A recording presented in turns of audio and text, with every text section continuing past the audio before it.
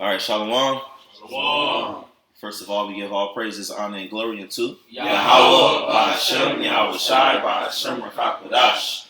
And double honors to the apostles and the elders of Great Millstone who teach us the truth and rule well. Peace, love, and salutation, blessing unto the hopeful elect. Those who sincerely hasten the day that the Heavenly Father, whose name is Yahweh, is going to send Yahweh Shai, his only begotten Son, to deliver the elect of Israel.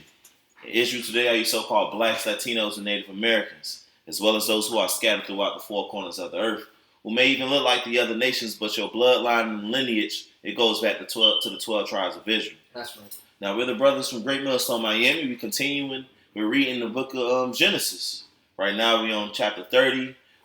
Chapter 29 was going into how Jacob met Rachel and that whole situation with Laban, and Laban doing his treachery, you know. And then at the end of the chapter, Jacob had his first 4 sons through Leah. So let's continue. Genesis 30 and 1. And when Rachel saw that she bare Jacob no children, Rachel envied her sister and said unto Jacob, "Give me children, or else I die." And Jacob's anger was kindled against Rachel. And he said, "Am I in the Most High's stead? Who has withheld from thee the fruit of the womb?" And that's the mindset that the ancient women were in when they were barren. That's a reproach to not have children. Mm-hmm. That's how the ancient world was, man. The better world than this world, when these women, you know, they like to basically sacrifice their kids, you know, if you know what I mean. I got a precept for that. Mm-hmm. He said the Lord withheld her womb. This is Deuteronomy chapter 23. Deuteronomy chapter 32, verse 39.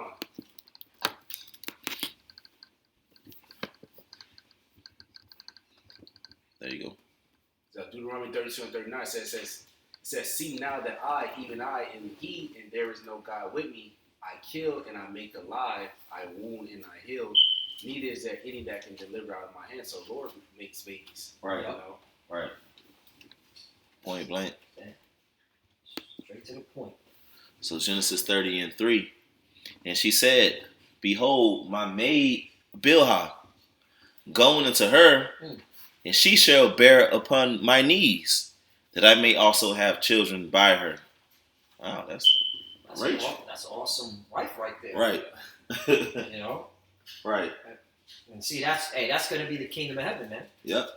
All right? So for you women out there, all right, get your mind right. Mm-hmm. All right, because this is righteous. Okay? That's right. Verse 4, right, these women want to be daughters of Sarah and Rachel. Well, this is how they got down. Mm-hmm. Sarah gave her husband another woman to go in unto. Mm-hmm. And Rachel was doing it right here, giving her maid, Bilhah, you know. And so she was going to love on that child like it was hers. That's right. Verse 4, and she gave him Bilhah, her handmaid, to wife. And Jacob went unto her. And Bilhah conceived and bare Jacob a son. And Rachel said, "The Most High has judged me, has also heard my voice, and has given me a son. Therefore called she his name Dan." All right, so we had Reuben came out first, and then Simeon, Levi, Judah. They came through Leah, and now this is Dan coming through Bilhah. And Bilhah, Rachel's maid, conceived again and bare Jacob a second son.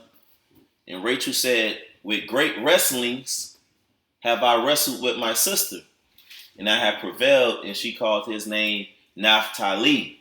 Mm-hmm. So Dan is, in the Hebrew, is Dan or Don, which means judge. Naphtali, Naphtaliah, my wrestling. Verse 9. And Dan, the Lord, you know, he judged that tribe however he did. You know, we can't pinpoint exactly what happened to him to this point, because Revelation 7, they're not mentioned. Mm-hmm. But we know that Naphtali today are you so-called Argentinians and so-called Chileans. That's right.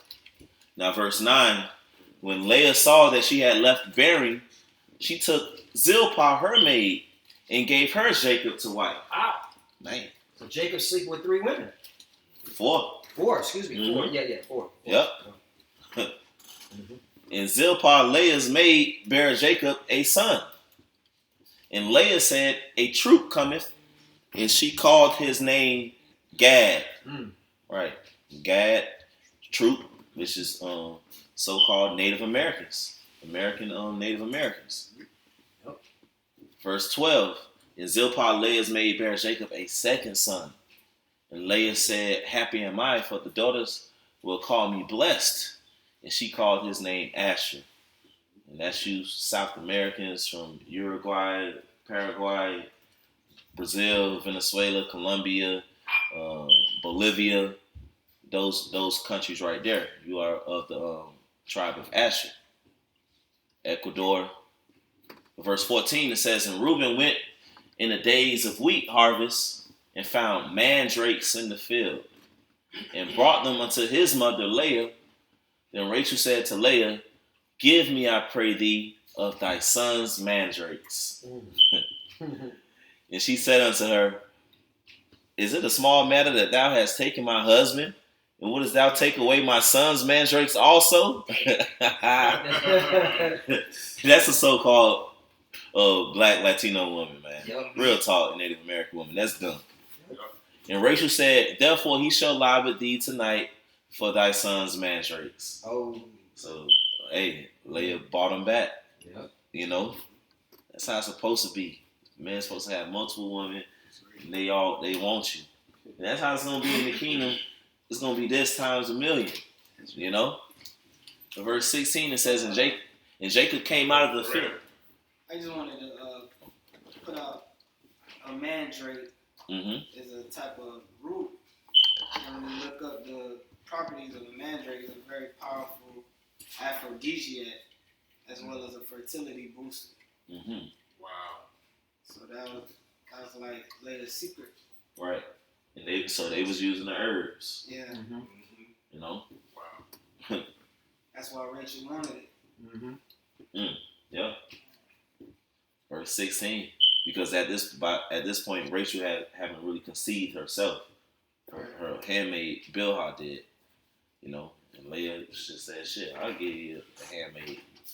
She still wanted one to come out of her own. You know? Right.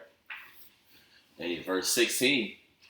And Jacob came out of the field in the evening, and Leah went out to meet him and said, thou must come in unto me, for surely I have hired thee with my son's mandrakes. And he laid with her that night. Bring that rock.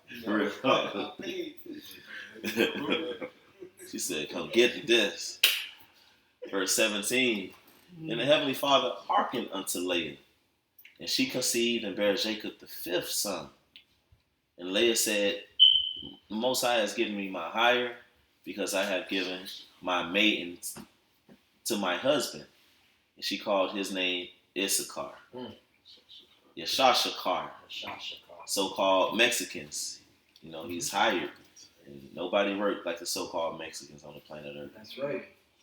All right, so if I'm not mistaken, it sounds like she's saying, you know, the Lord bless me because I gave my maiden to my man. Yeah. She did the right thing. She that's her honoring her man, loving her man. Right. The Lord loved that. Right. The Lord gave her another child. The Lord, the woman has to understand the Lord will bless you if you realize your man is a man. You know, it's not a hard breakdown. It's more women than men. Men are naturally polygamous, man. Right. We want more than one woman. And she gave her maiden to her husband, and the Lord blessed her because of that, with more children. And it just shows you how far, you know, pretty much as a nation we fail, man. Yeah. Our women used to, like, they look forward to pleasing their husband by any means necessary. You know what I'm saying? And they understood that, you know, children ultimately, you know, were the fruit of your loins, but they became your servants. So what better than to give your husband a child? You get what I'm saying? Those are the things they look forward to, you know? That's amazing, man. That's how far we fail, though, as a people, man. You know? I got a curse. Curse. This is Deuteronomy 28 in verse 56.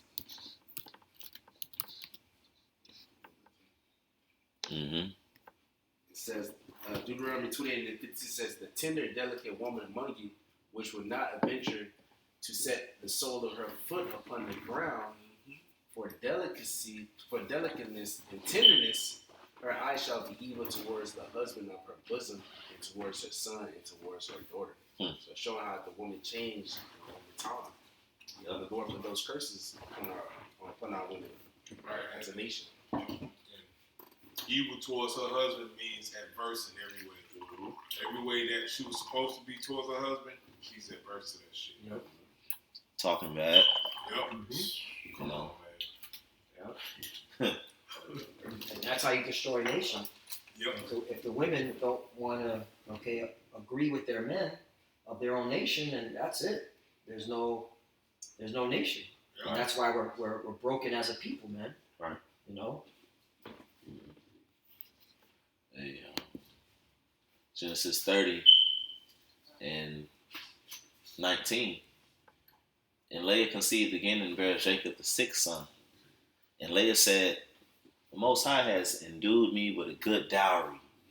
Now will my husband dwell with me, because I have borne him 6 sons." And she called his name Zebulon.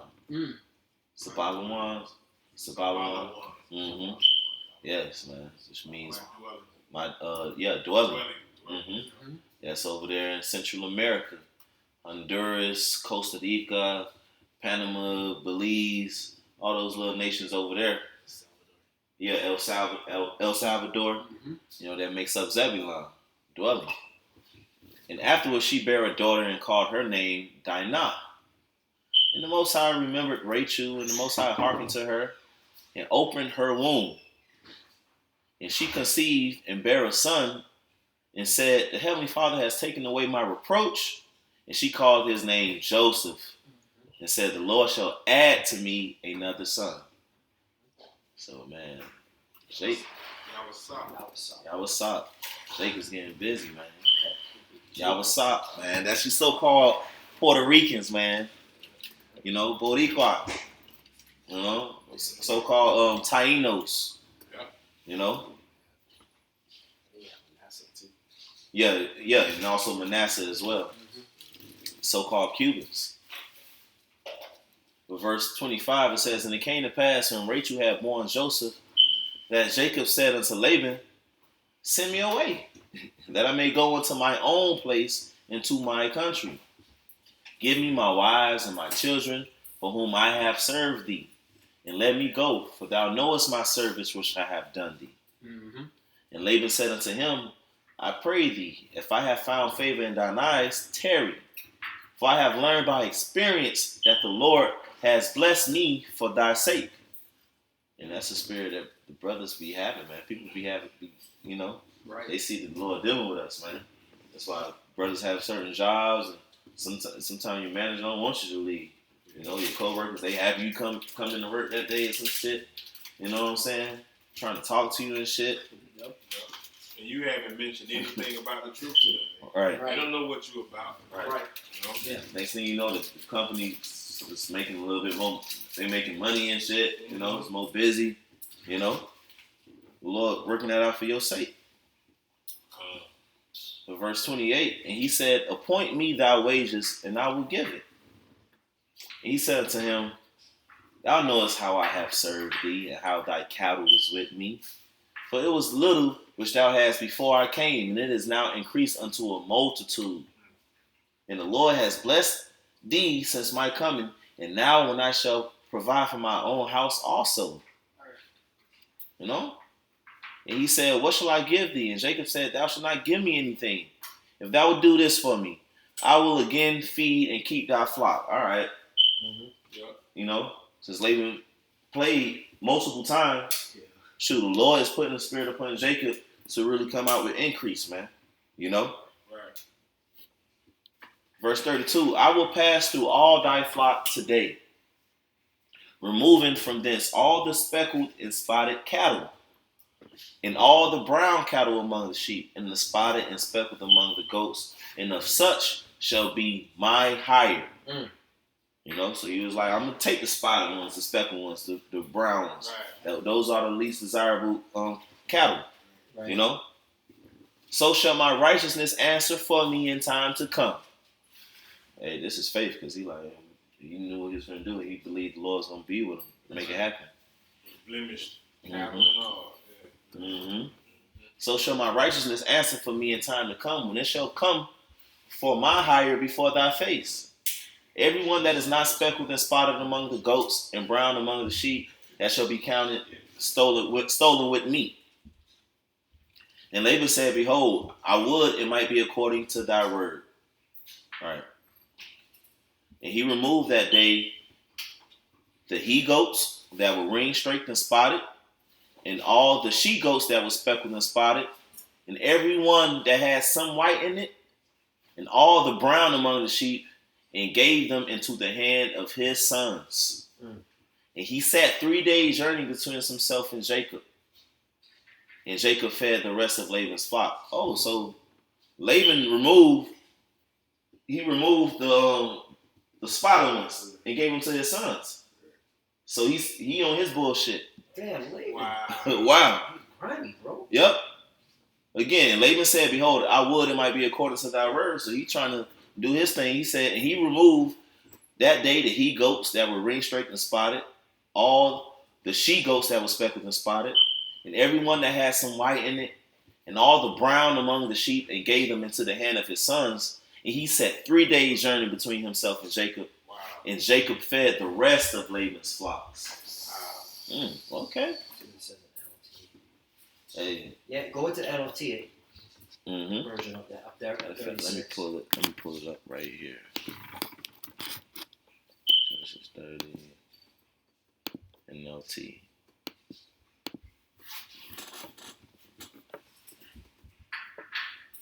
What chapter? 36. Yeah, 36. It says 35. I'm sorry. Yeah, 35. But that very day, Laban went out and removed the male goats that were streaked and spotted, the ones that were supposed to be for Jacob. All the female goats that were speckled and spotted or had white patches, and all the black sheep, he placed them in the care of his own sons, who took them a 3 days journey from where Jacob was. Meanwhile, Jacob stayed in care for the rest of Laban's flock. Still, you feel me? Still showing love. Like, wow. No problem. Hey, Jake, what's Jacob's name? Yikes, you know? Hey, verse 37. And Jacob took him rods of green poplar, and of the hazel and chestnut tree, and peeled white streaks in them, and made the white appear which was in the rods. And he set the rods which he had peeled before the flocks in the gutters, in the watering troughs, when the flocks came to drink, that they should conceive when they came to drink. Wow. So, and the flocks conceived before the rods and brought forth cattle, ring straight, speckled, and spotted. So let's read it in NLT from on this, Verse 37. Then Jacob took some fresh branches from poplar, almond, and plane trees, and peeled off strips of bark, making white streaks on them. Then he placed these peeled branches in the watering troughs where the flocks came to drink, for that was where they made it. And when they made it in front of the white streaked branches, they gave birth to young that were streaked, speckled, and spotted. So he got those spotted animals again. Right. Speckled animals. Right. He basically like made them look different, but they conceived what? Speckled and spotted. Verse 40, it says, and Jacob did separate the lambs and set the faces of the flocks toward the ring straight, and all the brown in the flock of Laban. And he put his own flocks by themselves, and put them not unto Laban's cattle. And it came to pass, whenever the stronger cattle did conceive, that Jacob laid the rods before the eyes of the cattle in the gutters, that they might conceive among the rods. But when the cattle were feeble, he put them not in. So the feebler were Laban's, and the stronger Jacob's. There you go. And the man increased exceedingly, and had much cattle, and maidservants, and men servants, and camels, and asses. So Jacob had some wisdom, and the Lord dealing with him to make them make the cattle mate before these rods, man. To have them come out one way and another. And he knew which ones was going to come out stronger. He kept those for himself, and the weaker ones went to Laban. Right. And that's how he became increased exceedingly. Right. This is riches right here. Cattle, That's right. maid servants, men servants, camels, and asses. That's real riches. Said I got something for that. He said, watch this. Yeah, still reading. Yeah. I got a precept. Mm-hmm. It's Genesis 12. Genesis chapter 13 and verse 2. Mm-hmm. Because you said those are the true riches. Mm-hmm. It says, and Abram was very rich in cattle, in silver, and in gold. That's the true rich. You have real gold. You got cattle. That means you got land. Right. You got men servants. You got slaves and women servants. You got people working for you. That's what the Rothschilds got. Yep. Yep. Right. That's right. Especially livestock. You know Mhm. what I'm saying? You got laying eggs. You basically being sufficient for your own family off your cattle, off your livestock. So you know what I'm saying? Everything you need is right there. Yep. That's real riches. Especially going back to the ancient times. When you could be self-sufficient or your own flock. Right. Yep. That's one of the reasons why we need the kingdom of heaven. Yep. To have our own stuff. Because here in Babylon, this shit, man, this shit is, you can't have your own shit. Man, they take that shit. Well, that's what we supposed to have as a people. We gonna get it back. What Deuteronomy 28 and start at verse 4. Blessed shall be the fruit of thy body and the fruit of thy ground and the fruit of thy cattle, the increase of thy kind and the flocks of thy sheep. These are the blessings that we're going to get back, once Yahweh shall come. Beam up his elect and give us the kingdom. We're going to have this. Blessed shall be thy basket in the store. Blessed shall thou be when thou comest in, and blessed shall thou be when thou goest out. Man. So we have entered back into our heritage by waking up, man. We have risen back. This is the way we're supposed to live. That's right. Rich, opulent, Right. And that's the way we go. When you read Deuteronomy 28, 1 through 15, that's the kingdom of heaven. Mm-hmm. That's right. We just had to go through it to get to it. Yep. Didn't Esau promise Jake 40 acres and a mule? Right. What happened to that? Right. He pulled the Laban. Right, exactly. Right. Yeah. That's the plan is, man. Yep. Unless I got something better than that. Yep. Right. Hey, Genesis 31 and 1. He heard the word of Laban's son saying, Jacob has taken away all that was our father's, and of that which was our father's has he gotten all this glory. Ninjas. Right. And Jacob beheld the countenance of Laban, and behold, it was not toward him as before. So Laban was looking at him differently. Jacob felt that he saw it. But shit, what was Jacob supposed to do? This man been trying for 21 damn years now. 21 plus. The first day they met. Right. Yeah. 21 savage. He been bearing with it. Right. Right. How much patience and temperance you want a man to have? Obviously, he's still a man, but that's how, like you were saying, that's how the Lord rewarded him for his temperance. You know what I'm saying? He trying to set you up, but we're gonna make an example out of him, and you're gonna come out of this deal Right. on the better side. Right. The Lord gonna put his righteousness on top all the time, man. The Lord with us. Verse 3, it says, and the Lord said unto Jacob, return unto the land of thy fathers and to thy kindred, and I will be with thee. Right. Time to go. Get. Verse 4, and Jacob sent and called Rachel and Leah to the field unto his flock, and said unto them, I see your father's countenance, that it is not toward me as before, but the God of my father has been with me. And you know that with all my power I have served your father. And your father has deceived me and changed my wages 10 times, but the Most High suffered him not to hurt me. If he said thus, the speckle shall be thy wages, then all the cattle bear speckle. And if he said, thus the ring straight shall be thy hire, then bear all the cattle ring straight. Thus the heavenly Father has taken away the cattle of your father and given them to me. That's right. And it came to pass at that time that the cattle conceived, that I lifted up my eyes and saw in a dream, and behold, the rams which leaped upon the cattle were ring straight, speckled, and gristled. And the angel of the Most High spake unto me in a dream, saying, Jacob. And I said, here am I. You know? And he said, lift up now thine eyes and see, all the rams which leap upon the cattle are ring straight, speckled, and gristled. For I have seen all that Laban doeth unto thee. I am the God of Bethel, where thou anointest the pillar, and where thou vowest a vow unto me.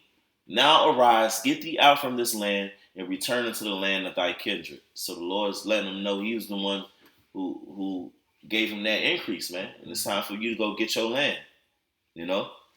Because the promise fell down to him. Right. From Abraham to Isaac and then to Jacob. You know? Verse 14, and Rachel and Leah answered and said unto him, is there yet any portion or inheritance for us in our father's house? Are we not counted of him strangers? For he has sold us and has quite devoured also our money. Oh shoot. Uh, That's even his daughter saw how grimy their Right. father was. Damn. Yeah. Same thing to us. Yeah. hey, verse 16. For all the riches which the Most High has taken from our father, that is ours and our children's. Now then, whatsoever the Most High has said unto thee, do. You know? So his wives with it. Yep. That's how a wife's supposed to be. Right. Once you get a husband, that's who you loyal to now. Right. You loyal to your father no more. Each trough belong to him. Yep. That's why your name changes. Yeah, brothers got precepts, bring them out. It's, what is it, Sirach? The thing that makes the Lord happy, a man and his wife. Sirach 25, verse 1. Sirach 25. You wrong and bring There it you out. go. Yeah, you got it. You bring it out, bring it out. I have a good memory. Sirach 25, verse 1. And three things I was beautified, and stood up beautiful both before God and men. The unity of brethren, love of neighbors, a man and a wife that agree together. Right. Right. And the scriptures from the Old Testament and the New Testament, the gospel tells us to do all these things. The unity of brethren, the brothers, the love of neighbors. Yahweh said, love our neighbor as ourselves. A man and a wife that agree together. And you agree according to the scriptures. Wife submit to her husband. That's in Ephesians. You're supposed to love your wife as Yahweh loved the church. This is how you're supposed to be as a nation. Right. The unity of brethren, it has to be in the truth. It has to be with the correct doctrine. It has to be in truth and sincerity. Teaching the name of Yahweh, bringing out these prophecies the right way, breaking down with the mark of the beast, all these different things. That's what we're supposed to be doing. That's right. That's why, speak about a husband and a wife being twain, being one, on one accord. The word woman means servant, and being a help to her husband. That's how the Lord created it. That's how it was supposed to work. Yeah, you're no longer twain, but now you are one. Right. Salaki, That precept. Bring it out. Sirach 36 and 24. He that getteth a wife beginneth a possession, a help like unto himself, and a pillar of rest. That's right. You do possess your wife. She is a possession, That's right. according to the Bible. That's right. A help like unto himself. So to have a whole bunch of them, they're gonna be right. As long as we keep our main wife, it's truth, man. Yeah. All these scriptures apply to this wisdom. If you get this wisdom, that's your prized possession. That's gonna make sure in wisdom we get it all things. Right. Riches, wives, everything comes from wisdom first. And this wisdom is our pillar of rest. This woman that we have. Because that's how you make a woman submit. Real wisdom. Yep. Understand and she can see that exuding from you. Like you said, that's why it begets all things. As King Solomon did. Sirach 26 and verse 26. Mm-hmm. It says, "A woman that honoreth her husband shall be judged wise of all, but she that dishonoreth him in her pride shall be counted ungodly of all." So Right. she honored him. She said, "Whatever." So this is what he did. So what the Lord told you to do it. That's right. Go for it. You know? And guess what? The memorial is written. You're reading about it. You know? I got a precept, Proverbs 3, verse 13.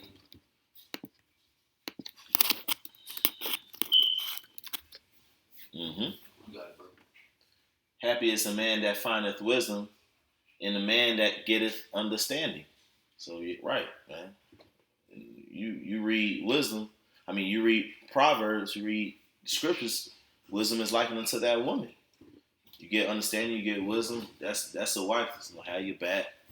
Hey, for the merchandise of it is better than the merchandise of silver, and the gain thereof than fine gold. She is more precious than rubies, and all the things that thou canst desire are not to be compared unto her. You know, so wisdom has that spirit of a woman or a wife. You know, it's more precious than any type of gold. Because hey, if you have in the flesh a wife and she's loyal and she's with you, the Lord got her mind after yours. That's priceless. You know, Glory of a man. right? That's what the Bible say.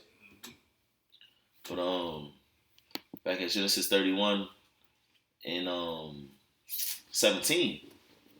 Then Jacob rose up and set his sons and his wives upon camels. And he carried away all his cattle and all his goods which he had gotten, the cattle of his getting, which he had gotten in Padanaram, for to go to Isaac his father in the land of Canaan. And Laban went to shear his sheep, and Rachel had stolen the images that were her father's. And Jacob stole away unawares to Laban the Syrian, and that he told him not that he fled. Right, so Rachel got his images, and now Jacob done fled. So now Laban thinking like, where these images at? Jacob done took, everything. Verse 21, it says, so he fled with all that he had, and he rose up and passed over the river and set his face toward the Mount Gilead. Verse 22, and it was told Laban on the third day that Jacob was fled. And he took his brethren with him and pursued after him 7 days' journey. And they overtook him in the Mount Gilead. And the Heavenly Father came to Laban the Syrian in a dream by night and said unto him, take heed that thou speak not to Jacob either good or bad. Man. Then Laban overtook Jacob. Now Jacob had pitched his tent in the mount, and Laban with his brethren pitched in the Mount of Gilead. And Laban said to Jacob, what hast thou done that thou hast stolen away unawares to me, and carried away my daughters as captives taken with the sword? How? Those his wives that he worked for. Man. Yeah. Wherefore didst thou flee away secretly and steal away from me, and didst not tell me, that I might have sent thee away with mirth and with songs, with tabret and with harp? And hast not suffered me to kiss my sons and my daughters, thou hast now done foolishly in so doing. It is in the power of my hand to do you hurt, but the God of your father spake unto me yesternight, saying, take thou heed that thou speak not to Jacob either good or bad. Verse 30, and now, though thou wouldest needs be gone, because thou sore longest after thy father's house, yet wherefore hast thou stolen my gods? So he's saying, okay, I understand you long after your father's house, you want to go back to Isaac. Why did you steal my gods? Verse 31, and Jacob answered and said to Laban, because I was afraid, for I said, peradventure thou wouldest take by force thy daughters from me. With whomsoever thou findest thy gods, let him not live. Before our brethren, discern thou what is thine with me, and take it to thee. For Jacob knew not that Rachel had stolen them. And Laban went into Jacob's tent, and into Leah's tent, into Jacob's tent, and into Leah's tent, and into the two maidservants' tents, but he found them not. Then went he out of Leah's tent and entered into Rachel's tent. Now Rachel had taken the images, that's what they were, and put them in the camel's furniture, and sat upon them. And Laban searched all the tent, but found them not. And she said to her father, let it not displease my lord that I cannot rise up before thee, for the custom of woman is upon me.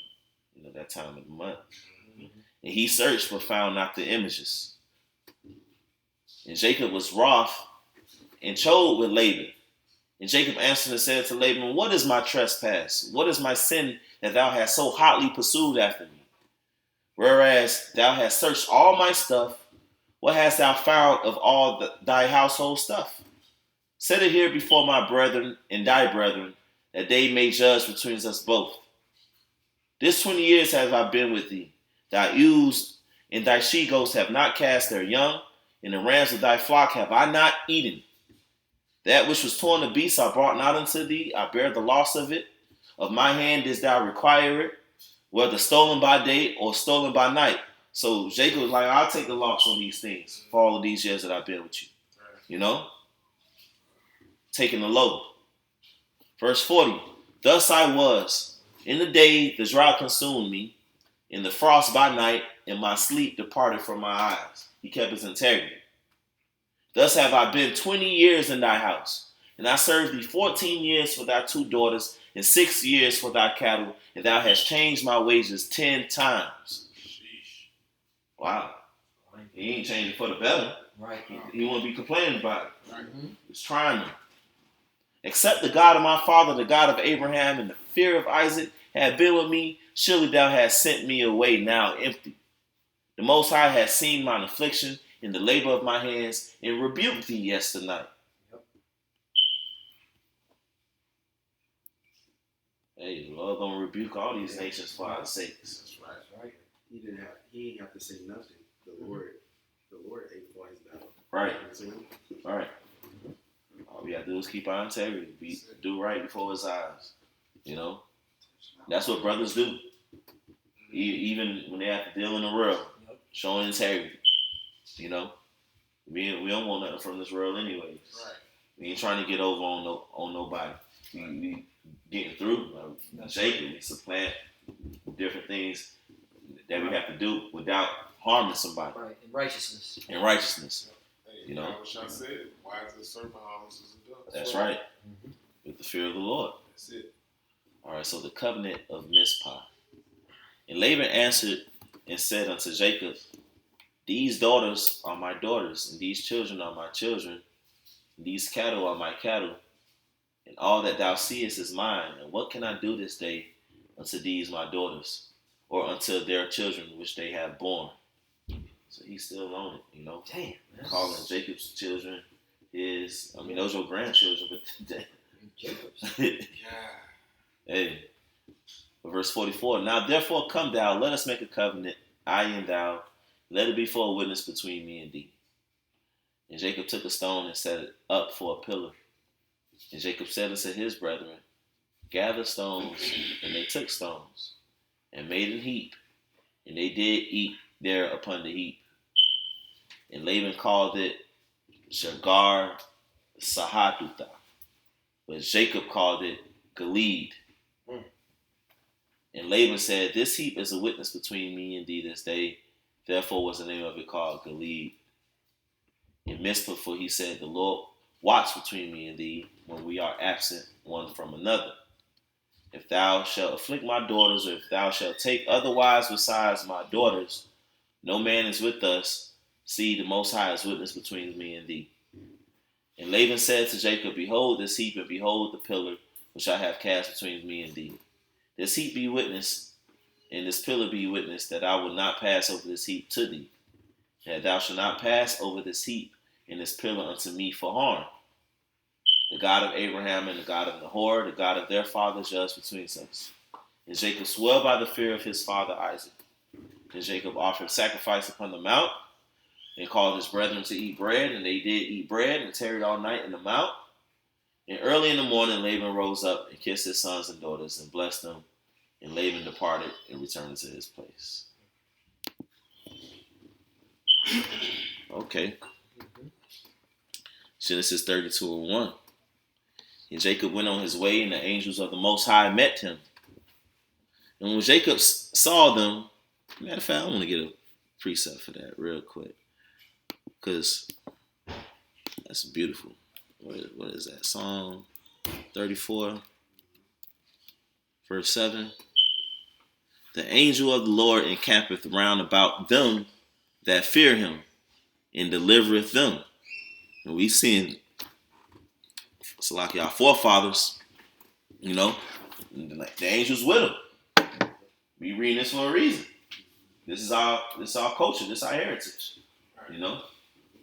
And that same vibration is mentioned from the book of Genesis through the Apocrypha on down to Revelations. Mm-hmm. The same heritage, the same culture. Men of the Lord being delivered by their faith and their integrity. Yeah. Hey, brothers gonna be guided by angels in these last days. Mm-hmm. Angels coming talking to brothers face to face. You know? The brothers have seen angels. You know? Genesis 32:1, and Jacob went on his way, and the angels of the Most High met him. And when Jacob saw them, he said, "This is the Most High's host." And he called the name of that place Mahanaim. And Jacob sent messengers before him to Esau, his brother, unto the land of Seir, the country of Edom. And he commanded them, saying, Thus shall you speak unto my lord Esau. Thy servant Jacob saith thus, I have sojourned with Laban and stayed there until now. You know, and Jacob knew his brother Esau, was off. So that's why he feared him. You know, he knew. You're still angry. Right, still angry after 21 years. You let that shit go? Jacob knew how his brother was. That's why he came humbly. You know? If I may add, they still angry till now. Right. Yeah. Still angry. Right, it's still angry. Wow. 21 years, it was fervent anger. Like, I had this nigga, man. They received the power and still angry. Still mad. Right. Big man. You get that perpetually. So verse 4, and he commanded them, saying, Thus shall you speak unto my lord Esau. Thy servant Jacob saith thus, I have sojourned with Laban and stayed there until now. And I have oxen and asses, flocks and men servants and women servants, and I have sent to tell my lord that I may find grace in thy sight. He talked to his brother. And the messengers returned to Jacob, saying, We came to thy brother Esau, and also he coming to meet thee, and 400 men with him. Esau coming for war. Right. 400 men with him. Damn. He's waiting. Yeah. Because he got the blessing? That you despise? Wow. Verse 7, Then Jacob was greatly afraid and distressed. And he divided the people that was with him and the flocks and herds and the camels into 2 bands. And said, If Esau come to the one company and smite it, then the other company which is left shall escape. So Jacob preparing, Precept. Yeah, for the worst. Quick precept. Mm-hmm. Psalms 120, verse 7. We can start at verse 6. That spirit of, what read it? Psalm 120:6. My soul has long dwelt with him that hateth peace. I am for peace, but when I speak, they are for war. Right, Esau for war, man. We for peace. Right. But they just got war in their minds. Right. Hey, the prophet's just been out teaching for years and years, just teaching peacefully. We raise our voices. We bring out the scriptures. We read scriptures. But that's all the prophets do. It's going to be Esau that rose. Mm-hmm. You know? And we prophesy of war, but in the spirit of peace. Right. Because the prophecy is not that we bring in the war. We're saying because our heavenly Father is a man of war. That's right. That's right. War is in his eyes. So, the Lord prophesied to us that, he's going to come against you. Right. It's like we're reading about 400 men, bro. Come on, man. That's that truth. Yeah. There's war in his eyes, man. I got a piece that ring. Mm-hmm. Psalms 140, 1 and 2.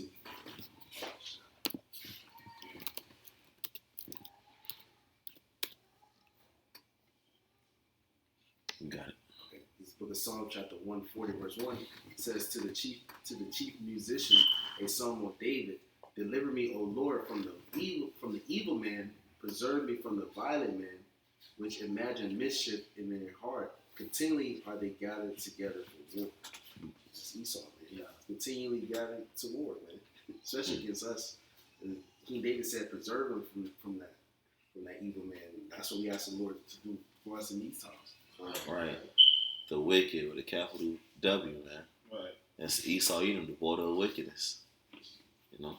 I got one. Mm-hmm. Psalms 10 and 1. It says, why stand afar off, O Yahweh? Why hidest thou? You got it, brother? Mm-hmm. Okay. It says, why hidest thou thyself in times of trouble?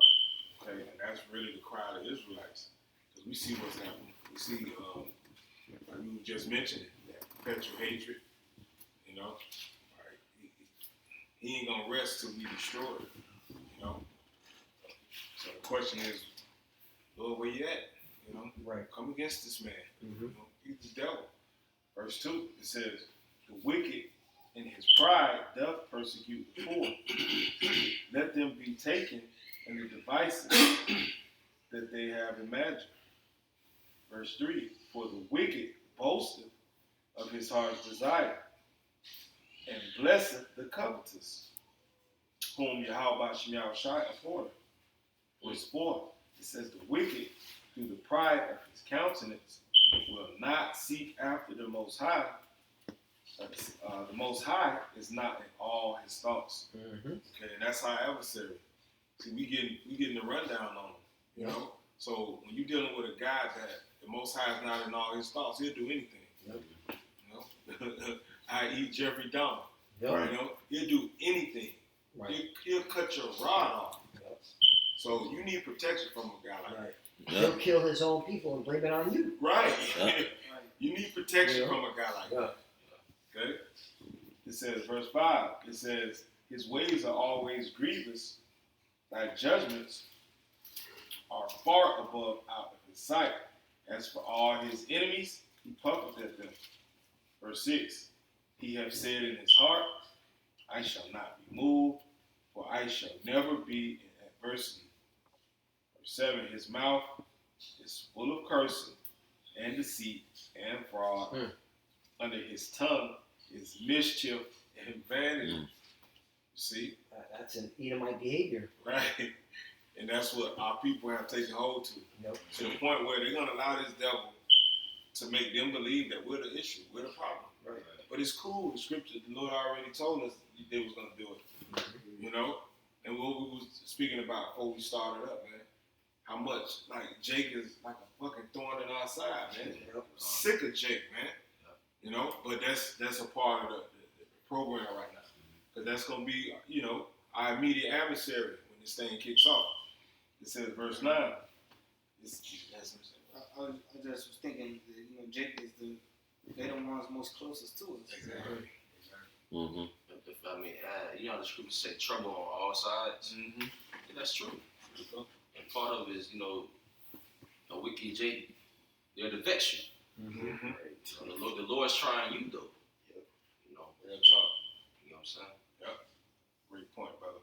Verse 8, he says, he sitteth in the lurking places of villages, in the secret places, doth he Salakia, doth he murder the innocent. His eyes are privily set against the poor. So who is the poor? Israel. And more specifically, the Israel of the Most High, the elect. Okay? His eyes is privily set against us. You know? And that's why there's a blackout on the truth. You know, you want to say great millstone, but it's the truth. Right? There's been a blackout on it. You know, you get media coverage of these other groups, these Israelite Baptist churches. You know what I'm saying? There's a blackout on the truth. Why? Because his eyes are privily set against the poor. And he's going to create a narrative, you know, to have our people, like, that's his mindset. And that's why when you read up, it said what? Let him be ultimately destroyed in his devices that he's created.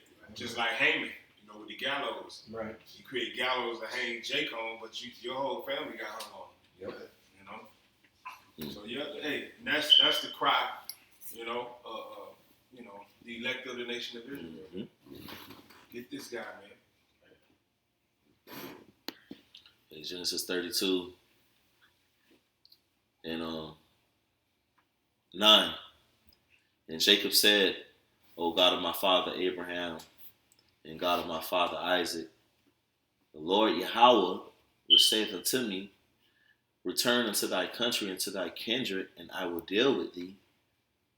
I am not worthy of the least of all the mercies, and of all the truth, which thou hast showed unto thy servant. For with my staff I passed over this Jordan, and now I am become two bands. You see what he did right there? And he did it sincerely, but he used what the Most High said to him. He said it back to the Lord. Mm-hmm. Like Apostle Gabar always tells us to do, man. Bring out scriptures when you're praying. Mm-hmm. You in need of something, Lord, you say you would do this. You said that. You promised this, that. Serve you, And also, he was humble at the same time. We all are not worthy of the least of all the mercies, man. Jacob could say that. We know that we ain't our righteousness is filthy rags. Mm-hmm. We ain't deserving. Or else mercy wouldn't be mercy.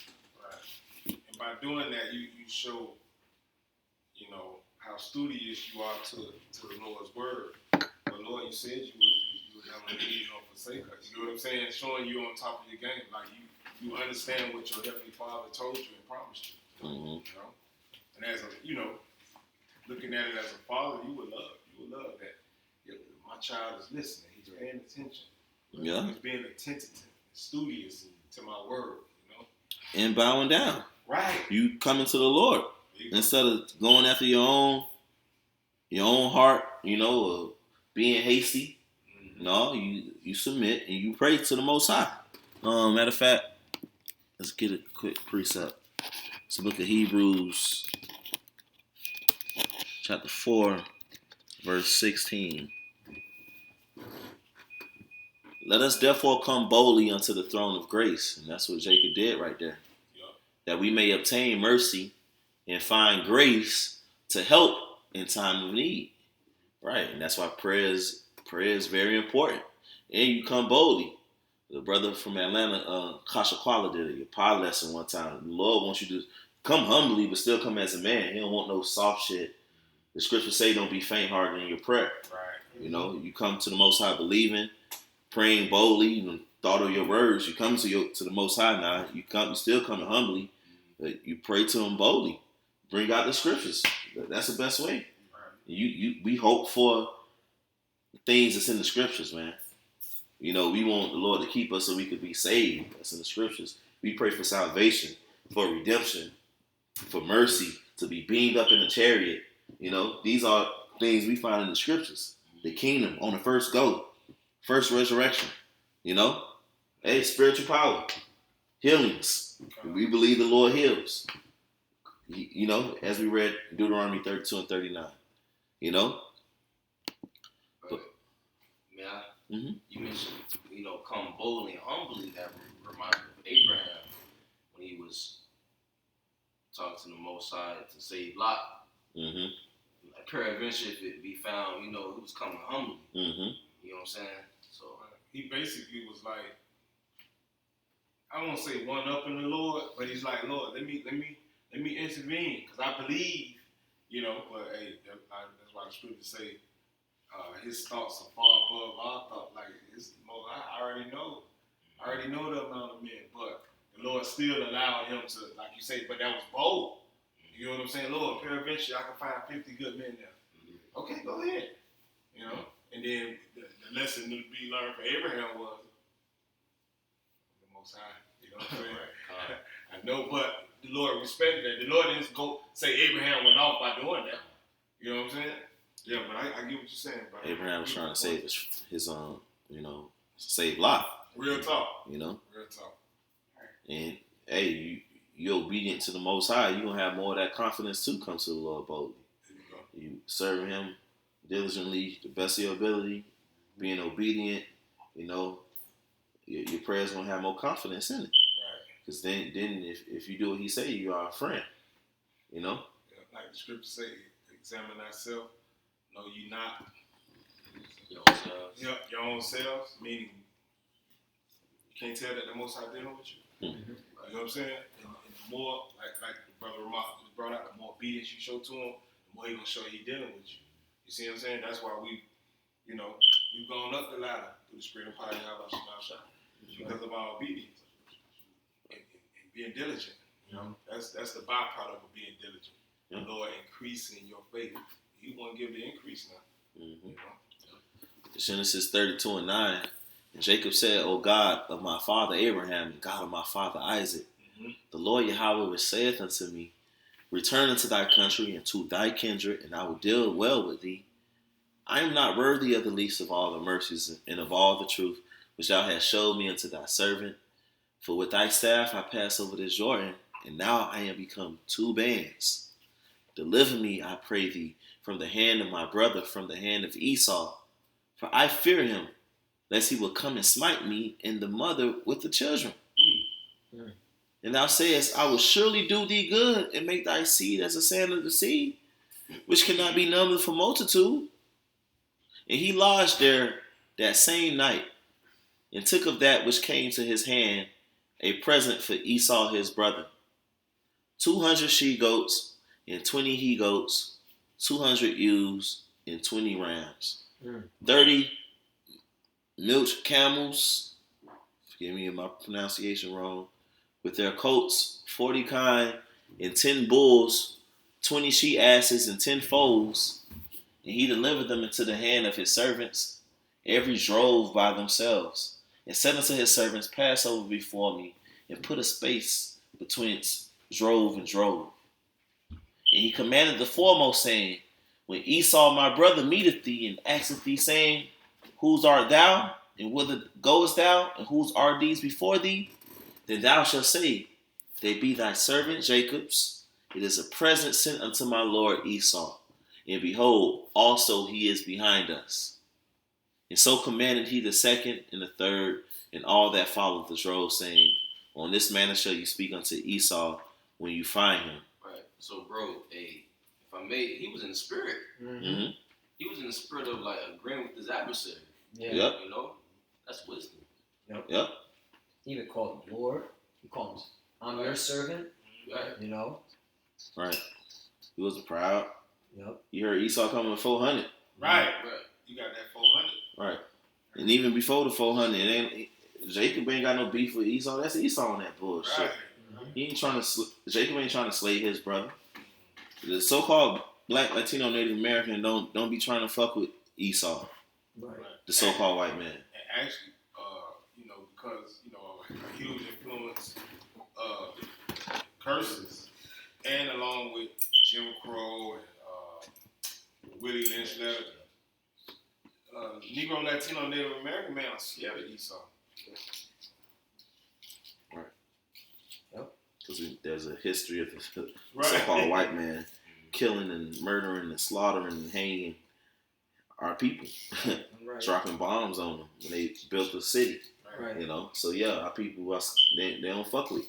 They don't be going around trying to mess with the so-called white man. They're scared of him. Genocide, bro. Right. And also with Esau's twisted laws, and his $100 wordplay. So yeah, Jake intimidated too. Right. You know. You know what I'm saying? It's systemic. It's systemic, but the great news is it's gonna be turned upside down. Yep. That's it. It's a spiritual thing. Cain, slay Cain sevenfold. Right. Yep. That too. So verse 19, Genesis 32:19, it says, and so commanded he the second and the third, and all that followed the drove, saying, on this manner shall you speak unto Esau when you find him. And say ye moreover, behold, thy servant Jacob is behind us, for he said, I will appease him with the present that goeth before me, and afterward I will see his face. Peradventure he will accept of me. So he's sending gifts, before Esau could get to him. Right. But what I noticed before he did all that, he prayed. Right. He prayed to the Lord. Right. It's like, wow, that's beautiful. Right. Lord gave him a download to say what he had to say. Right. That's right. And sent gifts. Mm-hmm. Like being absolutely blameless. See, everything we're seeing are attributes that we've been taught to walk with. Right. In this ministry. You know what I'm saying? Wise and serving, honest and stuff. Think about him like he hates you. Yeah. He said, as soon as my mother and father are dead, I'm gonna slay my brother Jacob. Mm-hmm. So he knowing this, and he knowing the agreement, like when you said you would give me the birthright because you despise it, then you try to flip it around. So he already peeping. Then it boils down to the heart that Jake possesses, which is love. Like, that's my brother, you're my brother. You know? Dang. Man. We for peace, but they for war. Right. It is. And that's why it's very important to pray to the Most High, Yahweh Shemi Shah, to order your steps. Mm-hmm. We have different situations, different things come up. You pray to the Lord, order your steps. Like I pray, like minute by minute, day by day. Let your spirit move me, and be in the spirit. Let your spirit move me. Whatever. If I stop to this store rather than that store, or whatever, I get in the car at this time, or I say this or do this. Let it order my steps so it be for my good to serve you and ultimately be saved. And the Lord gonna have you do things and different things play out for your sake, right? For your good. I got it. Anybody else? Go ahead. Proverbs 16:7. Proverbs. Yeah. Mm-hmm. When a man waits, please the Lord, he makes even his enemies be at peace with him. Mm-hmm. And that's what's about to happen, and it's what we're reading. Mm-hmm. Real quick, speaking on that dichotomy, we are for peace, they are for war. You know what I'm saying? And just, ultimately seeing the bigger picture and understanding, just the overtone and the undertone of Jacob and Esau, which ultimately plays in the nation of Israel versus Esau. So this is bear with me.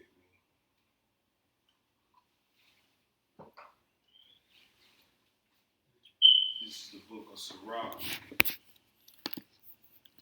chapter 42.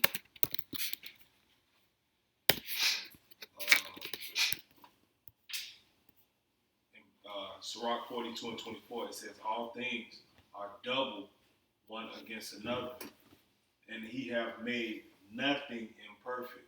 So it's showing you the Lord's perfection is a balance, is a perfect balance. One thing against another, showing you nothing is imperfect about it, because that's how he created things. It says in verse 25, it says, one thing establisheth the good of another, and who shall be filled with beholding his glory. You see? So one thing establisheth the good of another. And in this case, the wickedness of Esau Edom, when Jacob is actually, sending gifts and being in the spirit, praying to the Lord on how to deal with his brother who he wants to slay him. Okay? So the wickedness of Esau establisheth the good of Jacob. You know what I'm saying? That's right. I had a precept. It's 1 Samuel chapter 18,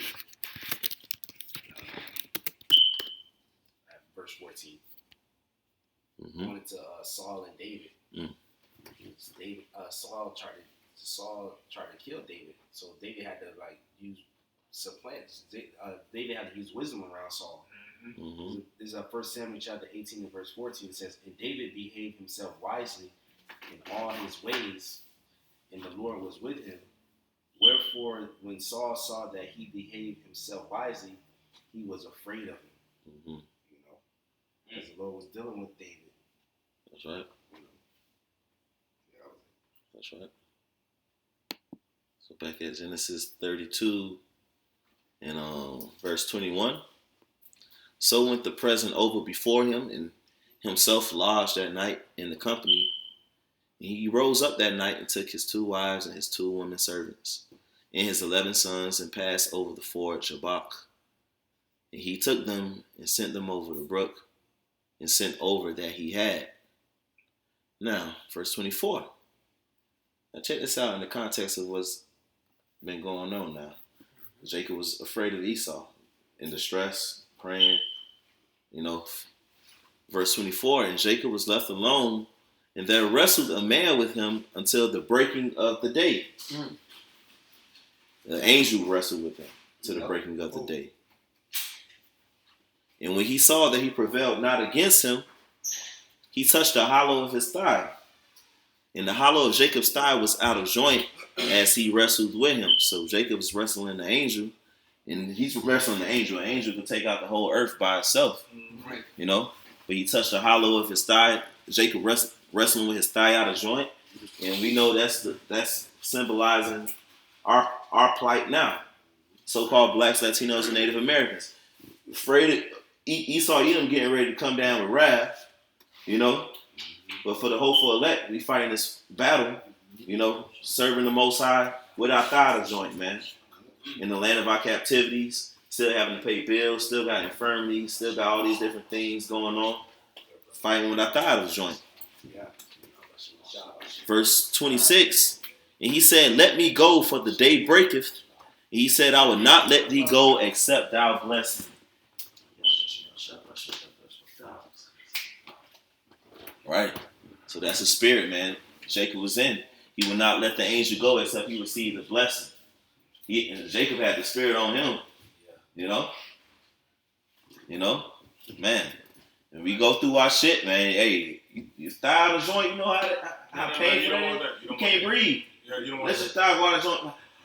You might cry. You might cry like a girl. Real talk. But he still ain't let go. Right. So we go through these different things, man. But the Lord is seeing, he's seeing that you really want him, man. That's right. Are you going to let him go or what? You going to keep fighting? Because he believed in that blessing, man. And we know that the breaking of the day is who? Who's our bright morning star? Yahweh Shai. So we got to fight till Yahweh Shai come. Verse 27. And he said unto him, what is thy name? And he said, Jacob. And he said, thy name shall be called no more Jacob, but Yasharallah. Israel, which is Yasharallah, he Prince Power. For as a prince hast thou power with the Most High, and with men, and has prevailed. Man. And also showing that the only way he could prevail is because he was a son of the Most High. That's right. Power. He had the power that was bestowed on him from the Most High. That's the only way you can contend with that. Your thigh out of joint. That's the only way. And holding an angel. Right. Holding on to angel, Right. And there you go. And here is the premises of the scriptures. It's like, hey, this is all about Israel. Here it is. So, you plantation Christians, you out of order for what you're saying, man. What you got? Basically, Revelations 3:11. Behold, I come quickly. Hold on. Let me pull it out. Revelations 3:11. Behold, I come quickly. Hold thou fast which thou hast, that no man take thy crown. That's right. It's in the same spirit. Hold this truth tight. Don't let it go. Don't let it lose your grip. No matter what. No matter what. Fight for your reward. Fight for your salvation. Fight. No matter what. Thigh out of joint. It's tribute. Anything. Whatever it is. Shit going on around you. Shit. Internal shit. You fall. Righteous man get up again. Whatever it is. That's symbolic of your thigh out of joint. Whatever it is. You know what I'm saying? Because whatever you going through, this brother may not be able to stomach. That resembles your thigh being out of joint. You know what I'm saying? Hey, Romans 8. And I saw that verse. I saw that verse 31. No, I'll get to the point. I'll start at verse 35. Who shall separate us? Hey, thigh out of joint. Separated. Who shall separate us from the love of Hamashiach? Shall tribulation or distress, or persecution, or famine, or nakedness, or peril, or sword? As it is written, for thy sake we are killed all the day long. we are accounted as sheep for the slaughter. Nay, in all these things, we are more than conquerors through him that loved us, through Yahweh Shai. You know, we are accounted as sheep for the slaughter, man. We go through all these different things, different perils, you know, all these different things. And even in the times to come, you know, we're going to be put in situations. But verse 38 says, for I am persuaded that neither death, nor life, nor angels, nor principalities, I mean, not even demons and stuff. Right. You gotta be confident. Right. Mm-hmm.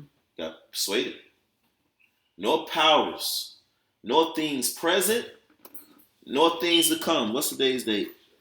November the 23rd. November 23rd. So 2022. whatever happens after the 23rd, that ain't gonna separate us, right? No. Nor things present, nor things to come. So if you go through some shit next week, Right. we was just reading this just now. That's right. That's right. You know? But usually that's how it works, bro. Mm-hmm. You know what I'm saying? Like this is like on the job training. Yeah. Like we going through this, Right. you know, we got to deal with tribulation. It's gonna be that way until we're delivered. Right. You know? I mean, in Revelation, right, where the scripture says you should be cast into jail for 10 days. Right. You cast into prison for 10 days. Yep. You know, that's part of it. You know? I think I remember. I think one of the elders in Dallas. It was like the hell is gonna be there. Mm-hmm. Oh yeah. It's gonna always be there. You sink through much Right. tribulation, so you into the kingdom of heaven. Right. And the comfort is knowing that, you know, we pretty much put ourselves in this predicament Right. to be in for hell to be there. Right. Because we're still under the curses because we broke the laws. Right. There you go. Hey, weeping endure for the night, Yep. you know, but joy cometh in the morning. There you go. Mm-hmm. We have hope though. We know that Yahweh Shai is coming soon. Right. So we just have to hold on to that. Right. And the elect are going to hold on till then. So nothing that we go through is going to keep us from that. Right. Nothing's going to keep us from the Lord. Nothing's going to separate us from the Lord. The Lord, He's actually going to keep us with Him. Right. You know, the things that we go through, they are pointed to us in the scriptures. Ain't no temptation uncommon to man. We signed up for it. We ain't never heard an apostle, elder, any brother say this thing. You just gonna skate through. No. You know, we all catching hell. Right. You know. And the reason, one of the main reasons we catching that hell, because what's the Lord's delight? What's His treasure? Humble and contrite. Mm-hmm. You know what I'm saying? And what's gonna keep you humble and contrite? Constant, the hell being right there. Constantly catching hell, and you winning, and then you slipping, you falling, and get back. You get what I'm saying? That's gonna keep you humble and contrite. That's who the Lord coming to save, man. Those men. Yep. That's that balance. There you go. Hey, we earning that power though. Mm-hmm. Yeah, I wish I received it after He bore His cross and all the things He had to go through, and we taking up that same lot, man. The same cross, bearing our own crosses, bearing each other's crosses, going through our ups and downs, you know, diligently, you know, so we can receive the power. Right. And we wrestle to the breaking of the day. That's I cool. got precept. Can we finish this off real quick? Yeah. It says, nor height, nor depth, nor any other creature. No creation then. That's right. Not even time. Mm-hmm.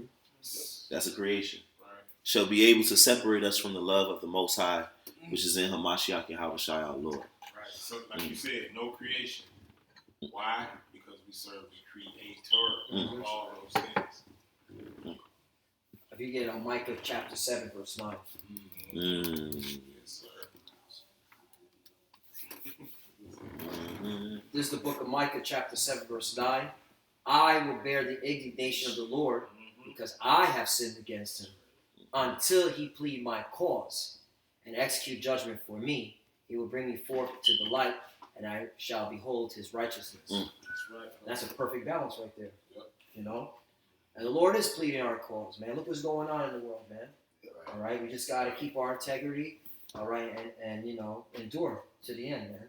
You know? But we understand when we going through shit, hey, we jacked up, you know? We all fell, right? The falling of the church, we all went off, you know? So Until He plead our cause. until he plead our cause, come. He gonna come. We going through. See, we going through it, suffering for righteousness' sake, though. Right. You No, know, come. Yeah. it ain't gonna mean nothing. Right. Because everybody going through it.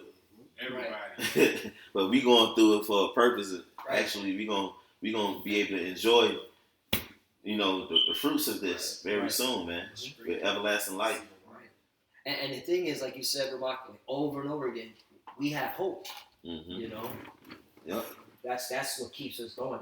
That fire, like, yeah, we're going through it, but we have hope to get up out of here.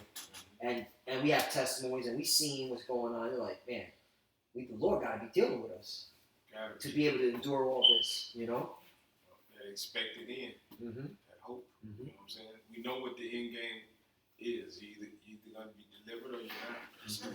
So let's focus on being delivered. That's right. I got one. Mm-hmm. Hebrews 12 and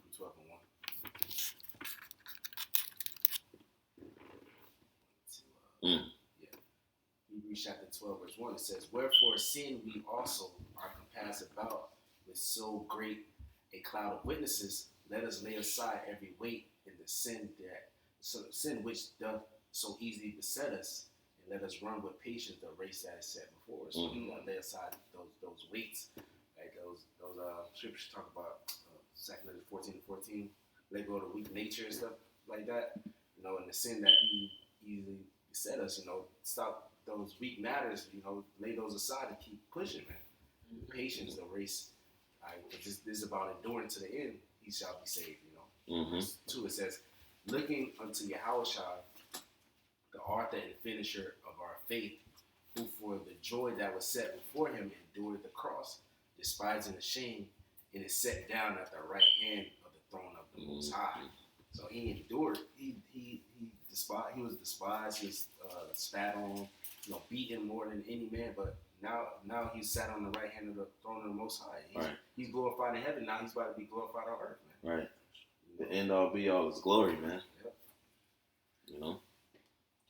That's why he's our example. Mm-hmm. You can read verse 30 follow the show. Mm-hmm. I'll read verse 30. It says, consider him that endured such contradiction of sinners against himself, lest ye be worried and faint in your mind. So that's why he's the author and finisher of our faith. Because look at his walk and his end. That's if we do the same thing, we're gonna be glorified with him. Right. That's right. That's right. So we gotta take up our cross. Follow him. Yeah. Genesis 32. And So if I may say, we talking about suffering. Paul suffered as well, man. He went through shipwreck. He went through all type of different things, and he spoke on how he gloried in his infirmities, man. Because he knew the Heavenly Father was with him. He also made mention, when I am weak, I am strong in the Lord. So I just wanted to make mention of that. That's the spirit. Yeah. I had that scripture that you quoted, Zakaria quoted. I want to bring it up. 2 Ezra 14 and 13. Now therefore set thine house in order, and reprove thy people. Comfort such of them as be in trouble, and now renounce corruption. Mm-hmm. Let go from thee mortal thoughts. Cast away the burdens of man. Put off now the weak nature. Right. And set aside the thoughts that are most heavy unto thee, and haste thee to flee from these times. For yet greater evils than those which thou hast seen happen shall be done hereafter. Right. Like I always say, we haven't seen nothing yet. Right. So wherever we're going through, that's lightweight compared to what's coming next. Right. Take off the weak nature, which is something of the mind. He ain't talking about your physical body. That's why I said mortal thoughts. That's right. weak nature. Thoughts of death, thoughts that don't produce life. Right. It's not spiritual. Right. Remember, it's of the flesh. That's what mortal is. When Right. you go into the etymology, it says it's of the flesh. Mm-hmm. It's not of the spirit. The carnal mind is enmity with the Most High. Right. It will cause you to go off. It will cause you to go way the fuck off if you be overcome by it. Yeah. The mortal thoughts, the demons, the different things, the doubt, demons trying to mess with you. Hey, you know what? They trying to fuck with you. You fight back. Then They got to do their jobs. Right. They got to do their job now. Right. They don't come and say shit and, try to make it sound like it's your voice. All right, it's time to fight. Right. Faith without works is dead, right? The works is fighting back, even if it's in your mind. Fight, rebuke him, and you fight till you get him away. You don't submit to that because we don't submit to mortal thoughts, man. Right. You believe, you believe. And we always say that's the biggest fight. It's the bloodiest places in your mind. And that's why I speak about the mortal thoughts, because that's the biggest battles you fight. Mm-hmm. Thoughts that's not spiritual. Because it's all spiritual. Because what the scriptures tell us what to do. To though the outward man perish, the inner man is renewed day by day. Mm-hmm. It's about the spirit inside these bodies. Now these bodies, that's why I say we're gonna get new ones. Mm-hmm. This is just on a bowl, that is defiled and fashioned in sin. Mm-hmm. We purifying that inner man so that, Lord willing, we endure it, then we get the new bodies. Right. And going back to that Romans, it says, you're not supposed to let any creature separate you. I always look at it as even yourself, man. You're a creature, right? Them demons, like you mentioned, they be trying to come in your own voice. A lot, some individuals actually let their own voice, which is not them for real, separate them from the Lord. You're not even supposed to let yourself separate you. What you got to do, man. Don't let no man take thy crown. Mm-hmm. Hey, you just burn it up. Jacob gonna be like, damn. My thigh out of joint. Like, why is Moses letting this happen to me? Why is my thigh out of joint? That ain't fair. Nah. He held on. Now I'm weak, I'm made strong. When you get down to them nitty gritty moments, the God in you gonna come out. If the Lord in you, Lord willing, we are the elect. The God in us come out, man. When we going through these different things, You fully in the mindset of understanding that you're a worm. When you're low, when you're weak, to your lowest point, that's any of these niggas, man. You know what I'm saying? They get shot, they don't reverence the Most High at all. They get in the jam with the first thing they say, God help me, Lord please. You see? But so how much more for those who actually reverence the Most High and are trying to do what He said to do? You know what I'm saying? When you weak in that low moment, like ain't no other out. I need you, Lord. But see, that's when you're strong, because you're fully given over to the faith and the belief in Yahweh Shemel. Yeah. The disciples said, "Where we gonna go? Right. You have eternal life. You have the word. You know what I'm saying? What we gonna do? Mm-hmm. Lord, will we follow you, Lord? Right. That's all there is to do. Yep. And like Karab said, man, in order for him to have prevailed, he had to be a son of God. Yep. So ultimately, it was still the Most High with him. Most High put the Spirit upon him to endure to the breaking of day. So verse 26, and he said, "Let me go, for the day breaketh." And he said, "I will not let thee go, except thou bless me." And he said unto him, "What is thy name?" And he said, "Yahweh." And he said, "Thy name shall be called no more Yahweh, but Yasharallah. For as a prince hast thou power with the Most High, and with men, and has prevailed." Man, it's major. That's Yasharallah. That's really the elect. The Israel of the Most High, which is the elect, are going to prevail to the breaking of the day, man. Yahweh shall come, a brighter morning star. In verse 29 it says, "And Jacob asked him and said, Tell me, I pray thee, thy name. And he said, What for is it that thou dost ask after my name? And he blessed him there. And Jacob called the name of the place Peniel upon the olive, for I have seen the Most High face to face, and my life is preserved. And as he passed over Peniel, the sun rose upon him, and he halted upon his thigh. Therefore the children of Israel eat not of the sinew with strength, which is upon the hollow of the thigh unto this day, because he touched the hollow of Jacob's thigh in the sinew that strength. All right, so you walk with a little limp, Jake got that walk anyways. Right. Jake got that walk. That dap. Yeah. Dap with it. Shoot, I know I do. I ain't gonna lie. Hey, Genesis 33:1. And Jacob lifted up his eyes and looked, and behold, Esau came and met with him 400 men. God damn. And he divided the children unto Leah and unto Rachel and unto the two handmaids. It's a Salaki. Say Esau came. Yo, every time I read that, I always think to myself, Esau came to kill that man, bro. Mm-hmm. So what you come with? Why you coming to meet a man with 400 men? You ain't come with your family. You ain't come with your children. You ain't come and say, hey, brother, look, I done multiplied. You came with 400 men. There was something on your mind, bro. You were still on that same mission that you was on when you said, the day of my father's death is at hand, then will I see my brother Jacob. Right. Right. This is right after he gave him the gifts. Yeah. Right? Yeah. With all the animals. Dang.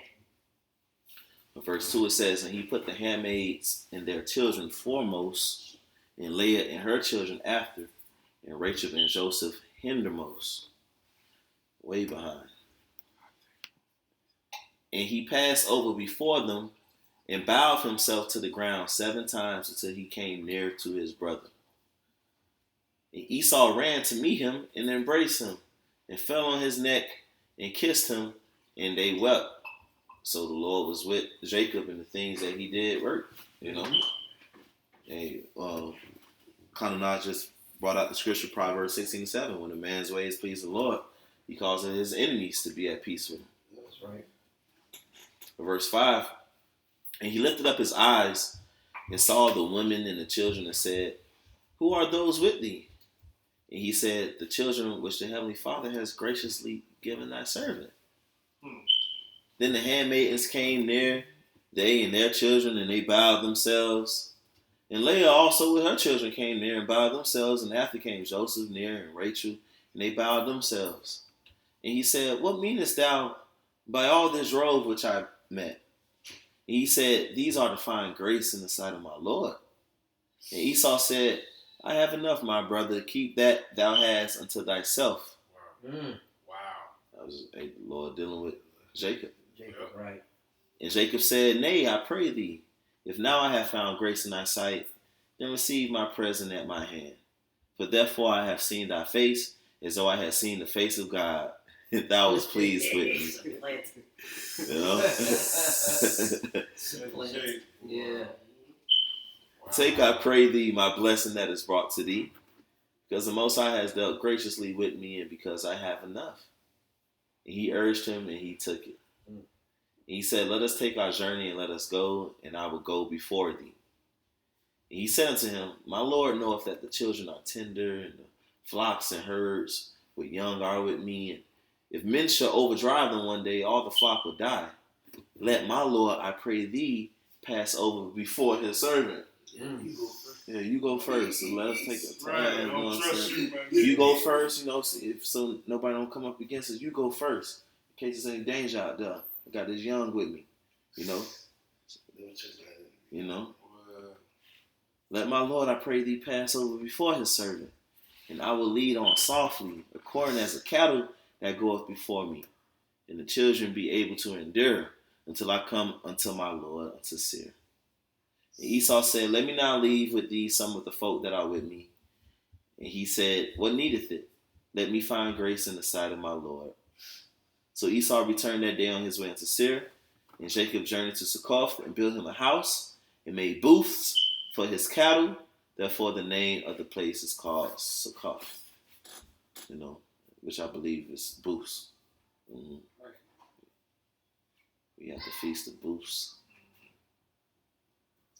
Verse 18 it says, and Jacob came to Shalem, a city of Shechem, which is in the land of Canaan, which he came from Padan Aram and pitched his tent before the city.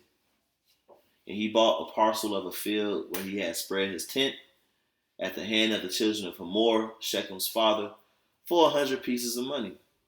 And he erected there an altar and called it Elelohe Israel. What that mean? The God of Israel.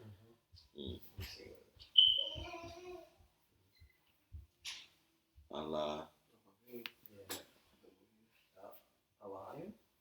Yeah, it goes. Yeah, it's basically from Elohim, God, the God of Israel. Most High is the God of Israel. He, his confidence, faith being more built up. Lord, he's the God of Israel. Man. Hey, it's Genesis 34:1. And Dinah, the daughter of Leah, which bare unto Jacob, went out to see the daughter of the land, the daughters of the land.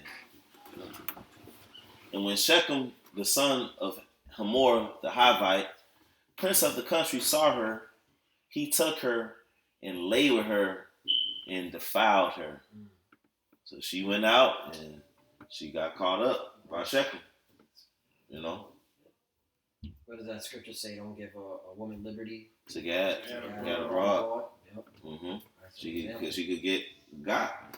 You know. Verse. It ain't about being overprotected. Now she can get got. A man can overpower her. Verse 3. And his soul clave unto Dinah, the daughter of Jacob, and he loved the damsel, and spake kindly unto the damsel. And Shechem spake unto his father Hamor, saying, Get me this damsel to wife. And Jacob heard that he had defiled Dinah his daughter. Now his sons were with his cattle in the field, and Jacob held his peace until they were come. And Hamor, the father of Shechem, went out unto Jacob to commune with him. And the sons of Jacob came out of the field when they heard it, and the men were grieved, and they were very wroth, because he had wrought folly in Israel, and lying with Jacob's daughter, which thing ought not to be done. Right. And Hamor communed with them, saying, The soul of my son Shechem longeth for your daughter. I pray you give her him to wife, and make you marriages with us, and give your daughters unto us, and take our daughters unto you. And ye shall dwell with us, and the land shall be before you. Dwell and trade ye therein, and get you possessions therein. And Shechem, and Hamor, he trying to come up. Shit, he's seeing how rich Jacob is, and how beautiful his sons, and how beautiful his daughter is. They want to have him marriages. That was a political thing. Right. In a lot of instances. Verse 11, and Shechem said unto her father and unto her brethren, Let me find grace in your eyes, and what you shall say unto me I will give. Ask me never so much dowry and gift, and I will give according as you shall say unto me, but give me the damsel to wife. So he offering whatever. He's saying, say the price. And the sons of Jacob answered Shechem and Hamor his father deceitfully, and said, Because he had defiled Dinah their sister. Now these Jacob's sons now. And they said unto them, We cannot do this thing to give our sister to one that is uncircumcised, for that were a reproach unto us. But in this we will consent unto you, if you will be as we be, that every male of you be circumcised. And for brothers who got circumcised at a later age, that comes with pain. Right. You can't move like you. Right. You ain't moving normal. Right. You ain't ready to go to the war the next day. Nah. You ain't ready to play basketball. You really ain't trying to do shit. You ain't trying to piss. Yep. But verse 16, Then will we give our daughters unto you, and we will take your daughters to us, and we will dwell with you, and we will become one people. But if you will not hearken unto us to be circumcised, then we will take our daughter and we'll be gone. And their words pleased Hamor and Shechem and Hamor's son.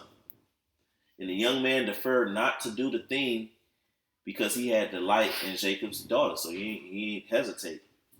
And he was more honorable than all the house of his father. And Hamor and Shechem his son came into the gate of their city and communed with the men of their city, saying, These men are peaceable with us, therefore let them dwell in the land and trade therein. For the land, behold, it is large enough for them. Let us take their daughters to us for wives, and let us give them our daughters. Only herein will the men consent unto us for to dwell with us to be one people. If every male among us be circumcised as they are circumcised? Shall not their cattle and their substance and every beast of theirs be ours? Only let us consent unto them, and they will dwell with us. So the heathen, they trying to come up. And unto Hamor and unto Shechem, his son, hearkened all that went out of the gate of his city, and every male was circumcised, all that went out of the gate of his city. And it came to pass on the third day, when they were sore, that two of the sons of Jacob, Simeon, you so-called Dominicans, and Levi, you so-called Haitians, Dinah's brethren, because Dinah was Leah's daughter, took each man his sword and came upon the city boldly and slew all the males. And two of them when they slew all the ass while they were recovering. And they slew Hamor and Shechem his son with the edge of the sword, and took Dinah out of Shechem's house and went out. The sons of Jacob came upon the slain and spoiled the city, because they had defiled their sister. They took their sheep and their oxen and their asses, and that which was in the city, and that which was in the field, and all their wealth, and all their little ones, and their wives took they captive, and spoiled even all that was in the house. Yeah, boy. Shit. Right. And I look at this spiritually, because, hey, that's how the Lord's coming back to get these heathens. They spoiled us, right? So we going to be spoiling them. Hey, and Jacob said to Simeon and Levi, you have troubled me to make me to stink among the inhabitants of the land. Because the inhabitants of the land were Canaanites, man. And this man, Israel, Jacob just come in and, they make a covenant with the people and they slew him. So Jacob ain't like that. They went back on their word. Right. You have troubled me to make me to stink among the inhabitants of the land, among the Canaanites and the Perizzites. And I, being few in number, they shall gather themselves together against me and slay me. And I shall be destroyed, I and my house. And they said, should he deal with our sister as with a harlot? Yeah. That's so-called Dominicans and Levites, man. They still should he deal with our sister as with a harlot? Yeah. Hey, Simeon and Levi be on. Genesis 35. And the Most High said unto Jacob, arise, go up to Bethel and dwell there, and make there an altar unto the Most High, that appeared unto thee when thou fleddest from the face of Esau thy brother. So Jacob had to move to Bethel. Then Jacob said unto his household and to all that were with him, put away the strange gods that are among you, and be clean, and change your garments. And let us arise and go up to Bethel, by Yathalah, house of the power. And I will make there an altar unto the Most High, who answered me in the day of my distress, and was with me in the way which I went. So, hey, we are in the house of the Most High. You take away the strange gods, you be clean. You change your garments. We have on these the righteous garments in the house of the Most High, man, which is this truth. This ministry. Verse 4 says, and they gave unto Jacob all the strange gods which were in their hand, and all their earrings which were in their ears. And Jacob hid them under the oak which was by Shechem. And they journeyed, and the terror of the Most High was upon the cities that were round about them. And they did not pursue after the sons of Jacob. So still, ultimately, the Lord made it work out for Jacob good. Right. He actually put fear in them. Right, because two men took out a whole bunch of males. Yep. Everybody was talking. God, these Israelites, only two of them took out this whole town.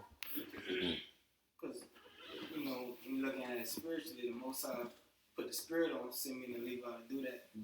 Because the Lord ain't want them mixing with them Canaanites like that anyway. Right.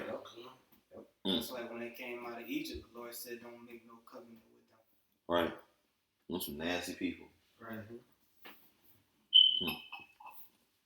Now, I had a precept.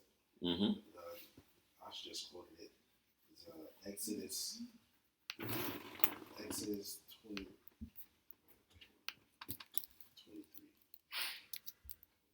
23. Exodus 23 and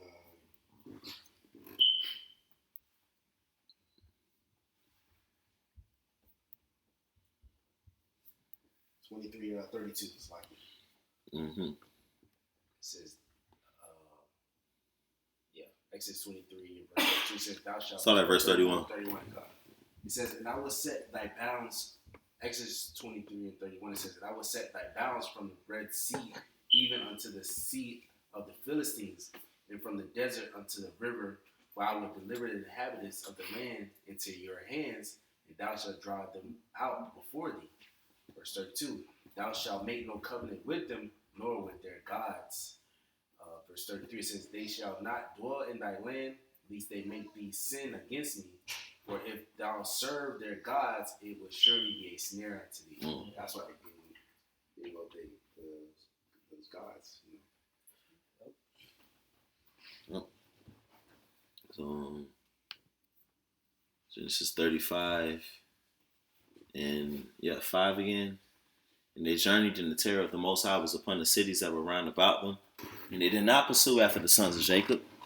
So Jacob came to Luz, which is in the land of Canaan, that is Bethel, he and all the people that were with him. And he built there an altar and called the place El Bethel, because there the Most High appeared unto him when he fled from the face of his brother. But Deborah, Rebekah's nurse, died, and she was buried beneath Bethel under an oak. And the name of it was called Elon Bachuth.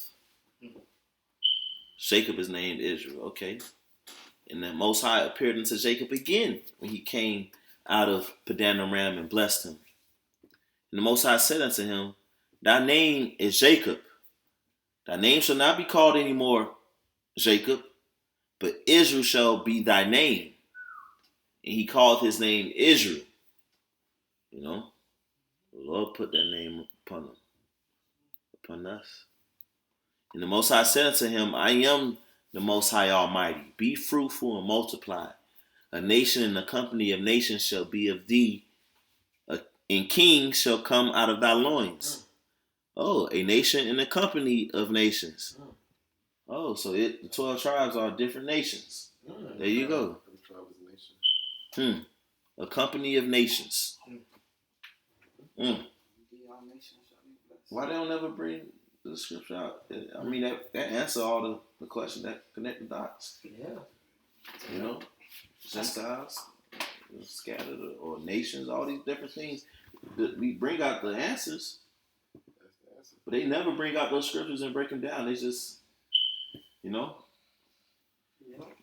verse 12, it says, "In the land which I gave Abraham and Isaac, to thee I will give it, and to thy seed after thee will I give the land. And the Most High went up from him in the place where he talked with him, and Jacob set up a pillar in the place where he talked with him, even a pillar of stone. And he poured the drink offering thereon, and he poured oil thereon. And Jacob called the name of the place where the Most High spake with him, Bethel. And they journeyed from Bethel, and there was but a little way to come to Ephrath. And Rachel travailed, and she had hard labor. And it came to pass, when she was in hard labor, that the midwife said unto her, Fear not, thou shalt have this son also. And it came to pass, as her soul was in departing, for she died, that she called his name Benoni. But his father called him Benjamin. Benyamin, son of the right hand. That's so-called West Indies, Jamaicans, Bahamians, And Rachel died and was buried in the way to Ephrath, which is Bethlehem. She died in birth, which is, something that happened. It still happens today. That was heavy. Many are the afflictions of the righteous, even with Jacob back in them days. And Jacob set a pillar upon her grave, that is the pillar of Rachel's grave unto this day. And Israel journeyed and spread his tent beyond the tower of Edar. And it came to pass when Israel dwelt in that land that Reuben went and lay with Bilhah his father's concubine. You don't do that. You don't do that. And Israel heard it. Now the sons of Jacob were 12.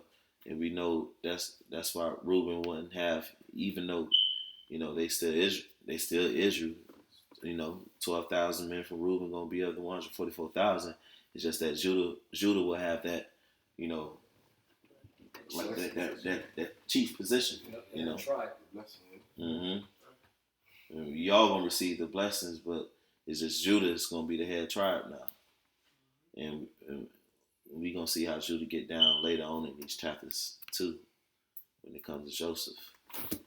But verse 23 says, the sons of Leah, Reuben, Jacob's firstborn, and Simeon and Levi, and Judah, and Issachar and Zebulun. So Leah had 6. The sons of Rachel, Joseph and Benjamin. Rachel had 2. And the sons of Bilhah, Rachel's handmaid, Dan and Naphtali. And the sons of Zilpah, Leah's handmaid, Gad and Asher. These are the sons of Jacob, which were born to him in Padan Aram. And Jacob came unto Isaac his father, unto Mamre, unto the city of Arba, which is Hebron, where Abraham and Isaac sojourned. In the days of Isaac were 180 years, 180. And Isaac gave up the ghost and died and was gathered unto his people, being old and full of days. And his sons Esau and Jacob buried him. So yeah. Let's read 36. One more? Yeah, one more. Yeah, one more. Because after that, it's going to go into Joseph. Mm-hmm. Genesis 36 and 1. Esau moves. Mm. Now, these are the generations of Esau, who is Edom. Esau, who is Edom. Who's still alive and here today. Right. Edom figures prominently in the prophetic scriptures. Yeah. Zondervan Compact Bible Dictionary. Edom. Who is this that coming with dyed garments from Edom? That's right. From Basra and dyed garments from Edom. So Esau, shit, fuck it. I'll just get one precept real quick. Who is Edom? There we go. That's it. Psalm 137, verse 7. Remember, O Lord, the children of Edom in the days of Jerusalem, who said, race it, even to the foundation thereof. O daughter of Babylon, who art to be destroyed, happy shall he be that rewarded thee as thou hast served us. Edom is in the ancient Hebrew Adawam, which means red.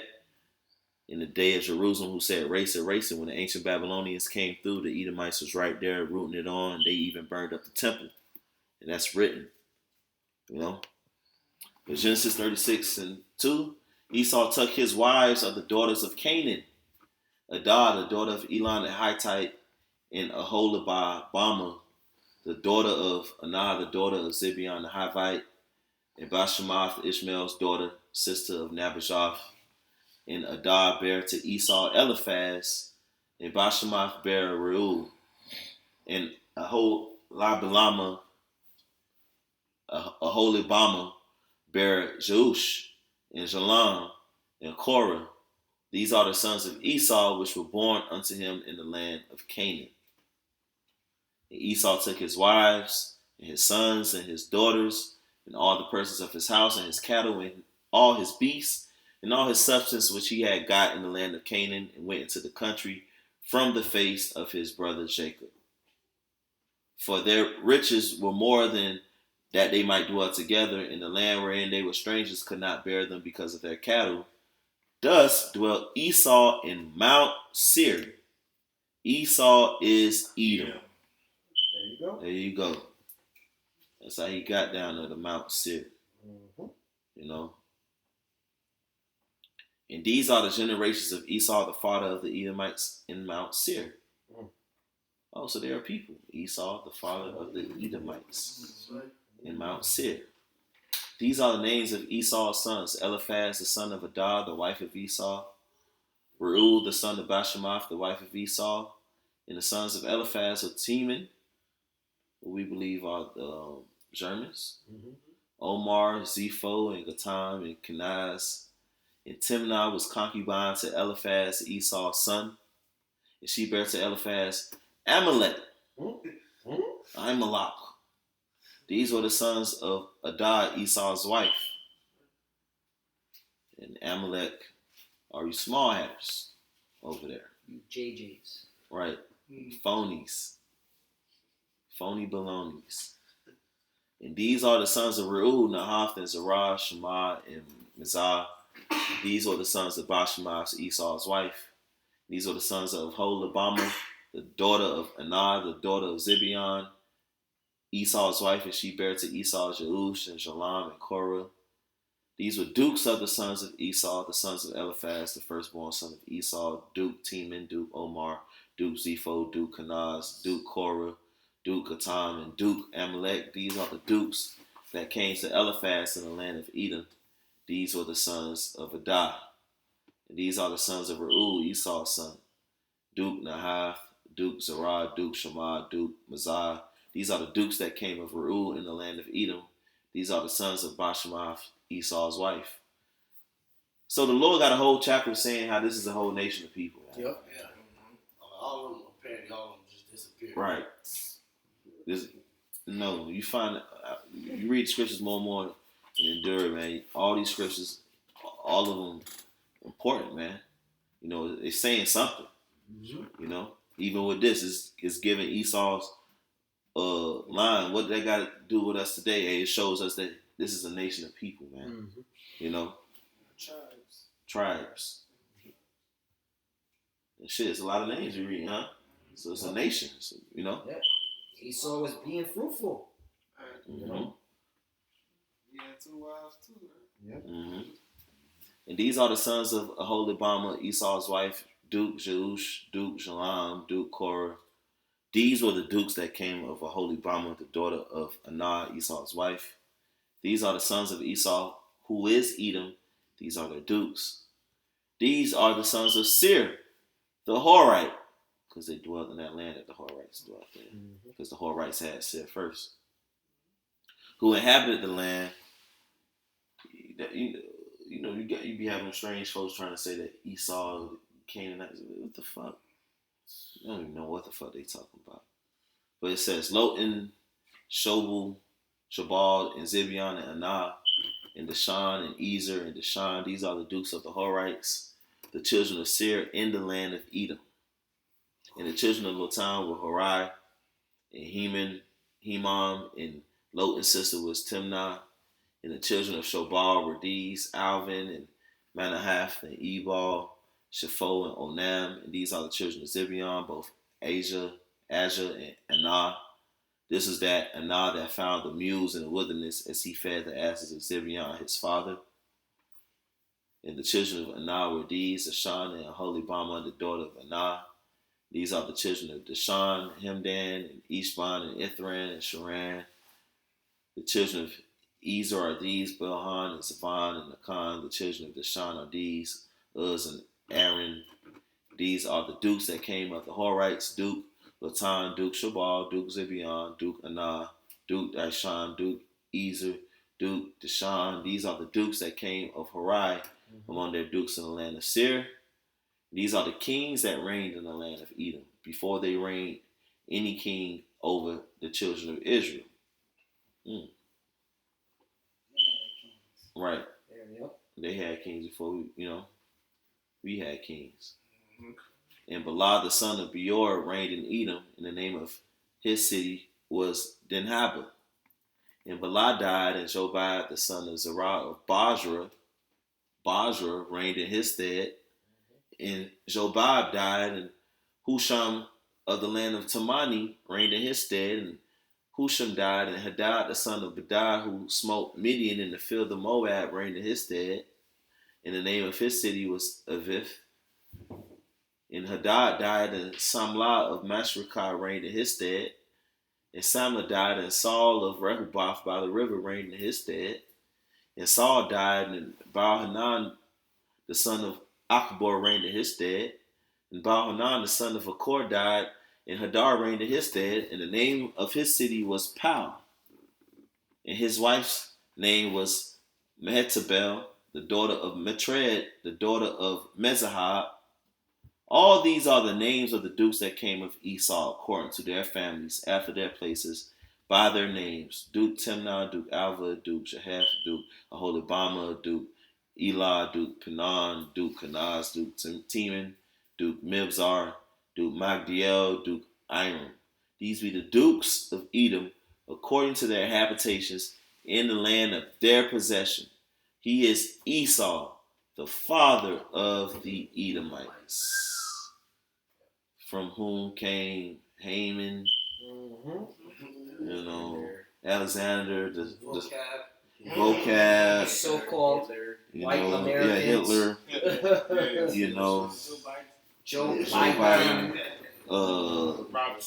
Rothschilds, Right. Benjamin Netanyahu, Jeffrey Dahmer, Jeffrey Dahmer.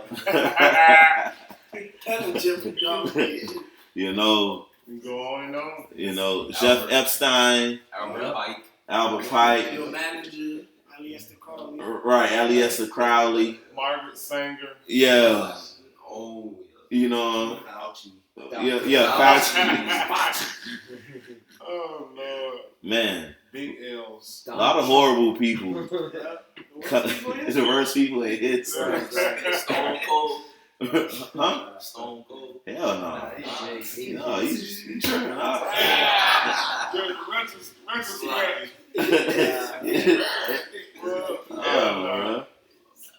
If you type in like Grand Dukes, it just you'll see who In blue letter? like Google images. The Grand Dukes. Yeah, Duke is like a governor of a province. Mm-hmm. Like images. I ain't show on there. It just How you spelled it? Grand Duke. Just put Grand Duke. Grand Duke. And maybe Dukes over. Yeah. Oh, see that? shit. There you go. Ha. Look at him. Wow. Wow. Didn't we have that show Dukes of Hazzard? Yep. Yep. That's the Edomite. Yep. Damn, that's crazy, man. Satan. That's dumb. That's right. That's right. And that's So Jake Swag. that's your Right, they stole our swag. King ain't they? Charles the Third, Right. Queen Elizabeth, right? They steal Jake's swag and tell Red. Jake to dress him up. Yep. Yeah, that's Esau Edom. You know. So hey man. Well, it's just edifying, beautiful reading through Genesis. Next up, we on chapter 37, in which we're gonna get into Joseph, man, and his brethren. So with that, we give all praises, honor, and glory to Yahweh, Ba'ashem, Yahweh Shai, Ba'ashem, Pakadash, and double honors to the apostles and elders of Great Millstone. Salutation, peace, love, and blessing unto the hopeful elect. Kwame Asherala, Bible Ball, Shalom.